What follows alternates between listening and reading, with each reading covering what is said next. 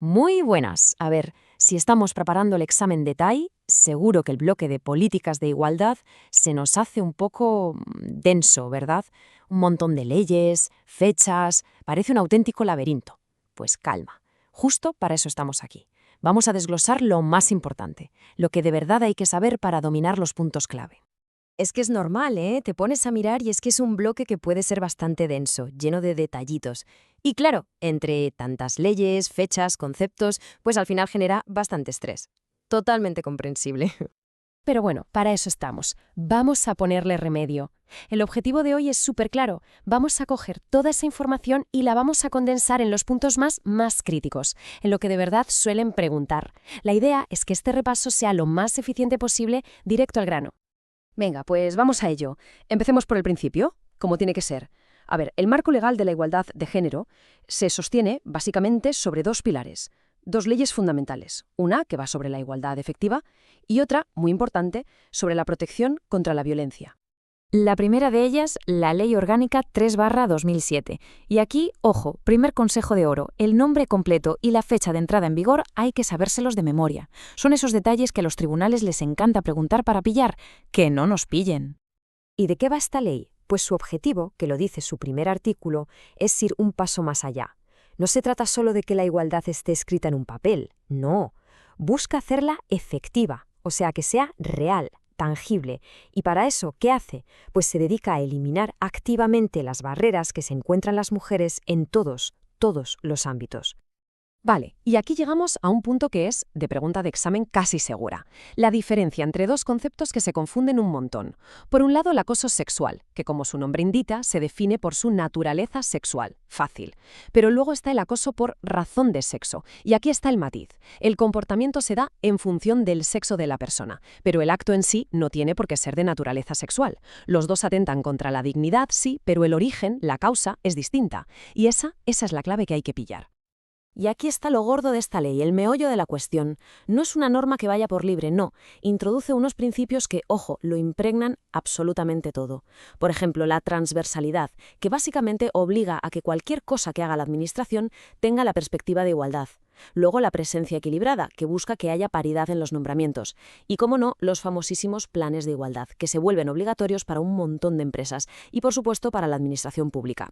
Bueno, pues si la ley de antes era el marco general, esta, la Ley Orgánica 1/2004, se enfoca en algo muy concreto y, por desgracia, muy real, una de las manifestaciones más brutales de la desigualdad, que es la violencia de género.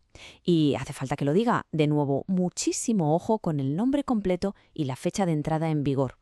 Y aquí, cuidado, porque la definición que da la ley es súper precisa y es vital para el examen. Según esta ley, la violencia de género es la que se ejerce sobre las mujeres dentro del ámbito de la pareja o la expareja. Este marco tan concreto es una distinción fundamental que nos pueden intentar colar en una pregunta. Perfecto, pues ahora vamos a ampliar un poco el foco. Dejamos el ámbito específico del género para ir a una ley mucho más general, una que lucha contra todas las formas de discriminación. Y aquí la tenemos, la Ley 15/2022. Fijaos que es bastante más reciente. Y su alcance es muchísimo más amplio. Es como un verdadero paraguas legal que lo cubre todo. Y como ya es costumbre, el título completo y la fecha pues son datos que hay que clavar. El objetivo aquí, como digo, se dispara. Ya no hablamos solo de discriminación por sexo. Esta ley busca combatir la discriminación por cualquier causa, por origen, por edad, por discapacidad, por lo que sea. Y además, se aplica a todo el mundo, tanto en el sector público como en el privado. A todos. Y esto es súper interesante porque nos muestra cómo la ley profundiza, cómo va más allá. Introduce figuras nuevas que son muy importantes. A ver, la discriminación por asociación, que es cuando te discriminan por estar relacionado con alguien. Luego, la múltiple, que es cuando se suman dos o más causas. Por ejemplo, ser mujer y tener una discapacidad. Y por último, la interseccional, que es un poco más compleja. Es cuando varias de esas causas interactúan y crean una forma de discriminación única y específica. Venga, cambiamos de tercio. Nos vamos a centrar ahora en la legislación más reciente y específica de este bloque, la que se dedica a proteger los derechos de las personas LGTBI. Y aquí la tenemos, la Ley 4/2023. más conocida por todos como la ley trans. Y cuidado con esta, porque al ser la más nueva de todo el bloque, y con todo el debate social y mediático que ha generado, pues tiene todas las papeletas para caer en el examen, ¿eh? Es una candidata perfecta.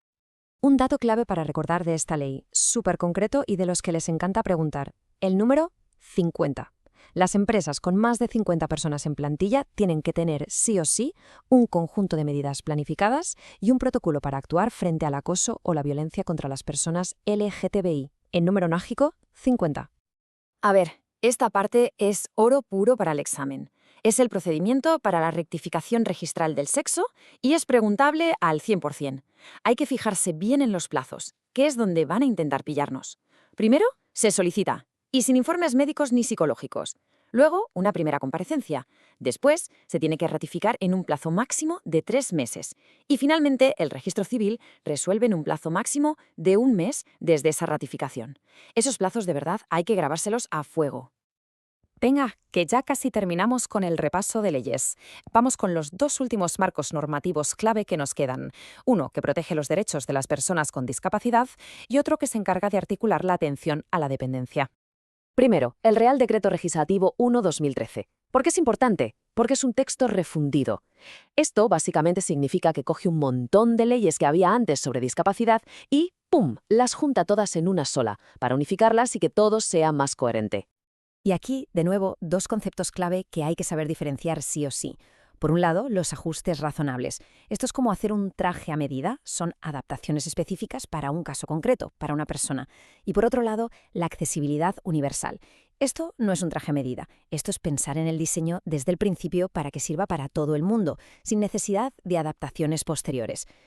Y para acabar, la Ley 39/2006, seguramente la más conocida, la Ley de Dependencia. Es la que crea el famoso Sistema para la Autonomía y Atención a la Dependencia, el SAD. Vale, ha sido bastante información, lo sé, pero ahora vamos a hacer lo más importante, destilarlo todo. Un repaso final, súper rápido, con esas ideas clave que no se nos pueden escapar de ninguna manera de cara al examen. De la Ley 3/2007, la de igualdad efectiva. ¿Con qué nos quedamos? Con el concepto de presencia equilibrada. Se busca la paridad en los puestos de decisión. Es uno de sus pilares fundamentales. De la Ley 15/2022, la de igualdad de trato. Aquí lo más importante, lo nuevo, son esas definiciones de discriminación, múltiple e interseccional. Hay que dominarlas. Y de la Ley 4/2023, la Ley trans. La gran novedad, la idea central, es la autodeterminación de género. ¿Qué significa? Que el cambio registral del sexo se basa en la simple declaración de la persona, sin informes médicos ni psicológicos de por medio. Y para terminar, una pequeña reflexión. Pensemos un momento en cómo la accesibilidad universal, que es esa idea de eliminar barreras para todos desde el principio, y los ajustes razonables, que es adaptar algo para un caso concreto. En realidad no son cosas opuestas, son 2 caras de la misma moneda. Ambas buscan lo mismo, alcanzar una igualdad que sea real y efectiva para todos. Muchísimo ánimo con el estudio.